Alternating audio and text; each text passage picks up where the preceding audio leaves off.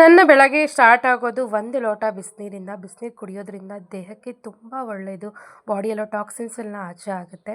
So ಬೇಸಿಗೆ ಆಗಿರೋದ್ರಿಂದ bed ಮೇಲೆ ಮಲ್ಕೊಳ್ಳೋಕ್ಕಾಗಲ್ಲ ಅಂತೇಳಿ ಹಾಲಲ್ಲಿ ನಾವೆಲ್ಲ ಸೀರೆಯಿಂದ ಮಾಡಿರೋಂತಹ ದಟ್ಟದ ಹಾಸ್ಕೊಂಡು ಮಲ್ಕೊತೀವಿ. ವಿಚಿತ್ರವಾಗಿ ಮಲ್ಕೊಂಡಿದ್ದಾರೆ ನೋಡ್ರಿ ಮಕ್ಕಳು. ರಾತ್ರಿ ಒಂಥರ ಮಲಗಿಸಿದ್ರೆ ಬೆಳಗ್ಗೆ ಎದ್ದೇಳೋಷ್ಟೊತ್ತಿಗೆ ಇನ್ನೊಂಥರ ಅವತಾರದಲ್ಲಿ ಮಲ್ಕೊಂಡಿರ್ತಾರೆ. ಸೊ ಅವ್ರಿಗೆಲ್ಲ ಮುಂಚೆ ನಾನು ಎದ್ದಿದ್ದೆ.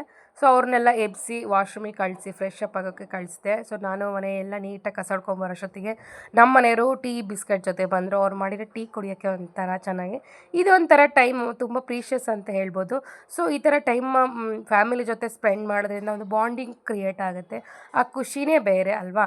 ಯಾವಾಗಲೂ ಹೆಣ್ಮಕ್ಳೇ ಮಾಡಿಕೊಡ್ಬೇಕು, ಅವರೇ ತಂದು ಕೊಡಬೇಕು ಎಲ್ಲದನ್ನು ಅನ್ನೋ ಆ ಥರ ಎಕ್ಸ್ಪೆಕ್ಟೇಷನ್ ತುಂಬಾ ತಪ್ಪು.